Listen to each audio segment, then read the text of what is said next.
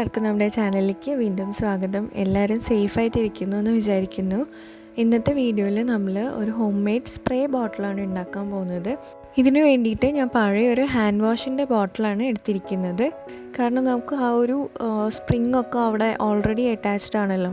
ഇതിൻ്റെ ഈ ഒരു മൗത്ത് പോർഷനില്ലേ, അതായത് നമ്മുടെ പ്രോഡക്റ്റ് പുറത്തേക്ക് വരുന്ന ആ ഒരു പോർഷനില്ലേ, അവിടെ നമ്മൾ മാസ്കിംഗ് ടേപ്പോ സെല്ലോ ടേപ്പോ വെച്ചിട്ട് ഒന്ന് ഒട്ടിച്ച് കൊടുക്കുക. അപ്പോൾ ഇവിടെ ഈ ഒട്ടിക്കുന്നത് കുറച്ച് നല്ലപോലെ സെക്യൂറായിട്ട് ഒട്ടിക്കാൻ ശ്രമിക്കണം.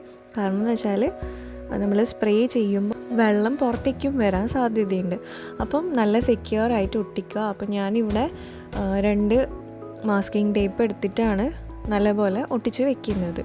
ഇനി നമ്മൾ ഇതിൻ്റെ ഈ ഒരു മൗത്ത് പോർഷനിൽ ഹോളിട്ട് കൊടുക്കണം. അപ്പം മാസ്കിംഗ് ടേപ്പ് ആയതുകൊണ്ട് നമുക്ക് സേഫ്റ്റി പിന്നിനെ കൊണ്ട് ഹോളിട്ട് കൊടുക്കാൻ പറ്റും. അപ്പം ഞാനിപ്പം 3 ഹോളാണ് സേഫ്റ്റി പിന്ന് വെച്ചിട്ട് ഇട്ട് കൊടുക്കുന്നത്. അപ്പം നിങ്ങൾക്കിപ്പം ഒരു കുഞ്ഞ് ഹോളിട്ടാലും മതിയാവും.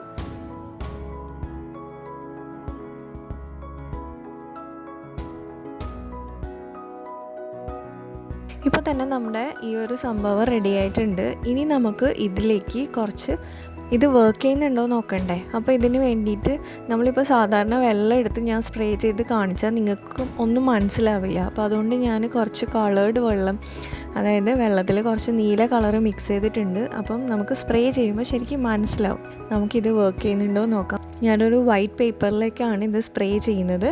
അപ്പോൾ കണ്ടോ, 1 മിനിറ്റ് പോലും എടുക്കില്ല ഈ ഒരു സാധനം ഉണ്ടാക്കാൻ വേണ്ടിയിട്ട്. പഴയ സാനിറ്റൈസർ ബോട്ടിലൊക്കെ ഉണ്ടെങ്കിൽ ഉറപ്പായിട്ട് ട്രൈ ചെയ്ത് നോക്കുക.